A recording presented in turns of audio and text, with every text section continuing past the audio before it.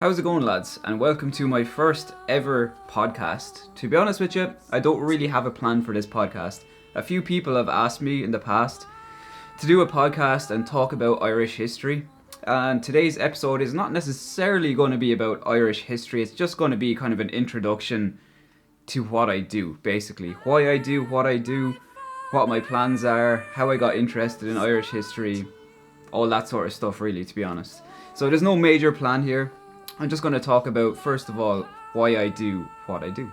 First of all, I've gotten quite a bit of traction since I started doing Irish history online.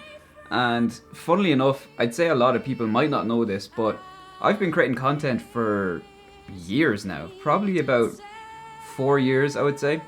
Mainly because I love video production. I love creating videos. I love post-production. That's probably my favorite part. I love editing. My happy place, to be honest with you, is having a load of raw videos from like a trip or a gig or whatever and just putting them all together and creating one full video out of it. I absolutely love it. Post-production for me is kind of what got me into content creating. I absolutely love video production so much. A question I get asked very often, and you wouldn't be surprised by this, is I get asked, why do I do Irish history? What got me interested in Irish history?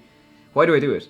And it's actually not that easy to answer, to be honest. The first few people that asked me that question, I really had to think about it. I was like, it's something I've never thought about. I've been interested in Irish history for basically all my life. And when people started asking me, what got you into Irish history? Why are you into Irish history? I was like, I don't know.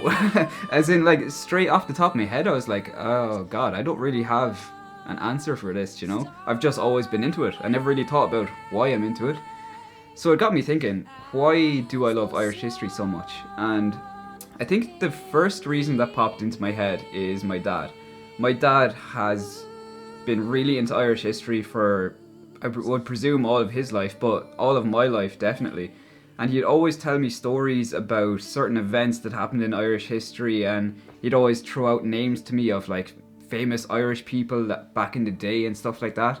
And he never ever, not once, ever pushed it on me. He never pushed me to learn Irish history. I think he did one time. He said this, he had this statement where he was like, you should really learn Irish history, it's so interesting. But other than that, like, he never pushed it on me at all. And I always had this interest in it, and I always kind of was really interested in like reading books on Irish history, watching videos on it, but I never dived really deep into it until the last couple of years, where I was chatting to my cousin who is actually really knowledgeable in Irish history, and he was telling me these stories of back in the 1920s, and I was just so blown away by the story he was telling me. I was so locked into what he was saying. I was like, I really, really love this stuff. I need to put the foot down now and actually put myself out there, learn Irish history and teach it to people. And that's essentially what I'm doing now. I've spent the last few years learning Irish history, and as I said, I love creating videos. So I was just thinking, right, these are my two favorite things to do: learning Irish history and creating videos. So an obvious way to go for me was to create videos about Irish history, because that's literally, it's just my two favorite things in one. And that's why social media now for me is just, it's like the perfect combination of my favorite things.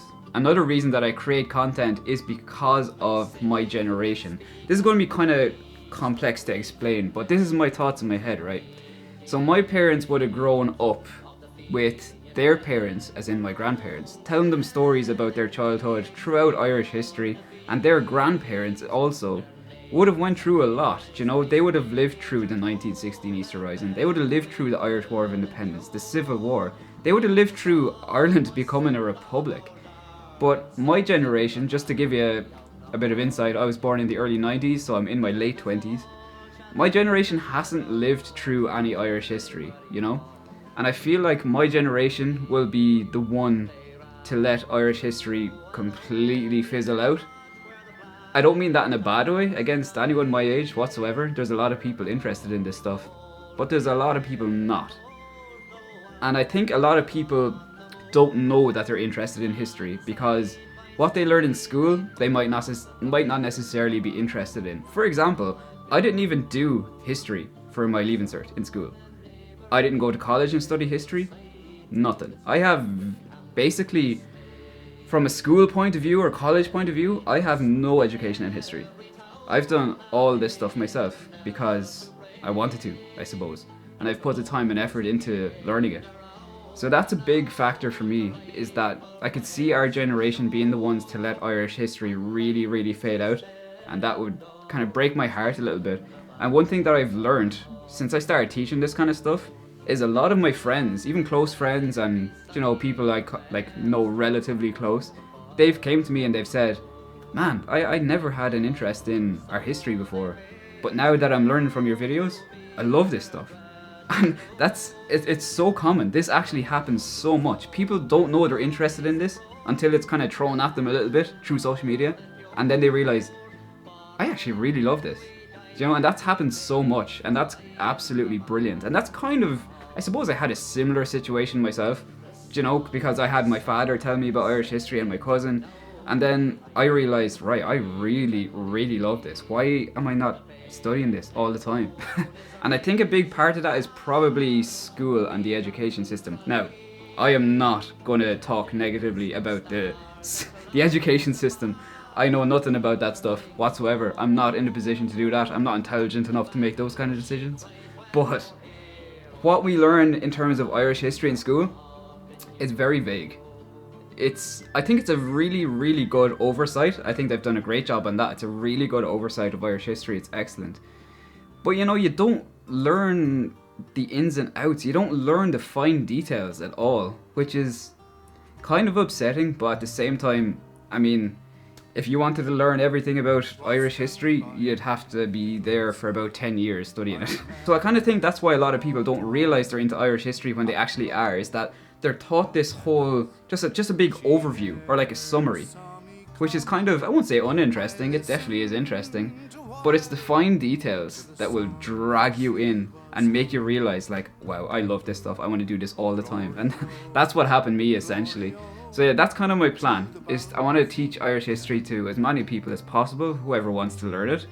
And I think a lot of people, from my experience so far, a lot of people have a huge interest in this, and they might have never realised that before in their life, which is really cool. My plans for the future are kind of basically the same as what I'm doing right now. So I want to keep making Irish history videos and teaching people about the history of our country. I want to keep doing the history videos on Irish music. That's a big one as well, because each Irish song, each of the old Irish folk songs, they all tell a story. Every single Irish folk song is written about an era or an event that took place in Ireland, and it tells a full story. And that's one of the kind of main areas that I learned Irish history from, I guess. I started studying the history of Irish music, and by doing that, I started learning about Irish history itself. I didn't disregard the music whatsoever. I still do quite a few videos on the history of Irish music, but when you start to learn the history behind songs, it's just incredible, because you've been listening to these songs for your entire life.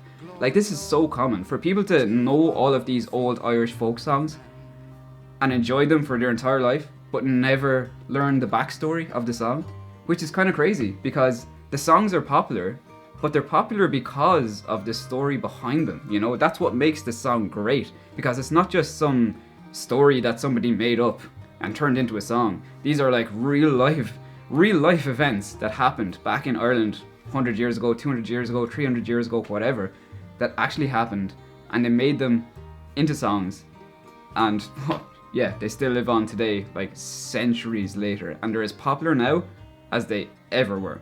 Another thing I want to do is, I've been working on an ebook for the last probably 7 or 8 months. I've put so much work into this. I was actually planning on releasing this book like last year, like the end of last year, around December, and now it's April and it's still not released. And the reason for that is I want to put as much work into this as I possibly can. I want it to be perfect. I don't want to release it now and then a month later be like, oh, I should have changed this or done this. I don't want to change this ever.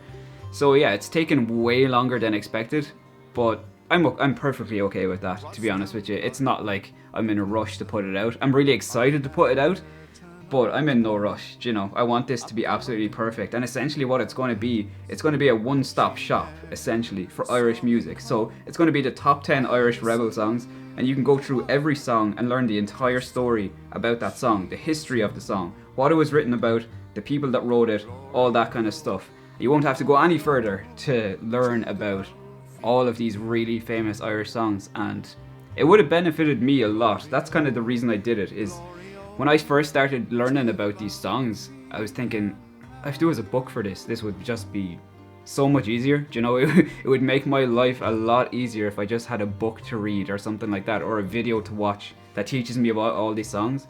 So I kind of had to do all the research myself, which is really fun, by the way, but it took a lot of time. So that's essentially what this book is going to be, a one-stop shop to learn everything behind the history of my top 10 Irish rebel songs. And my plan going forward will be to release way more ebooks. I want to make ebooks on every era of Irish history that I'm really interested in. I want to make an ebook on the War of Independence, the 1916 Easter Rising, the Civil War. I want to make specific ebooks then about like the Royal Irish Constabulary, the Black and Tans, the auxiliaries, and then behind people like Michael Collins or Tom Barry or Liam Lynch, all these characters, Eamon de Valera, whoever. I want to make multiple ebooks. I really enjoy making them. It's really creative, you know, because the writing part is really fun, and it's a lot of education for me, because a lot of time when you're studying so much history at once, you're not taking in 100% of it. Definitely not. It's a lot of repetition you will learn, but when you're taking in so much information all the time, you're probably only remembering like, I don't know, 30% of it. So by writing ebooks, it's actually really educational for me, because it's a lot of stuff that I've learned but maybe forgot, and I'm kind of relearning it and retraining my brain to remember it, and that'll take years to actually master this stuff. I don't think you can ever master Irish history, to be honest, because I don't think any historian could actually confidently say they know everything about Irish history. I don't think that person exists, to be honest. There's way too much for the brain to handle. So yeah, that's essentially why I do what I do and what my plans are for the future. Thanks so much for watching this, or maybe you're just listening to this. I hope it was interesting to you. Maybe it was really boring. It's hard to know. But I'll see you soon for the next one. If you enjoyed the podcast, let me know, and I'll do another one pretty soon. I'm going to do one soon on, I think, the history of the Black and Tans. I think that's my next episode, as of now. But yeah, talk to you next one, lads. Cheers.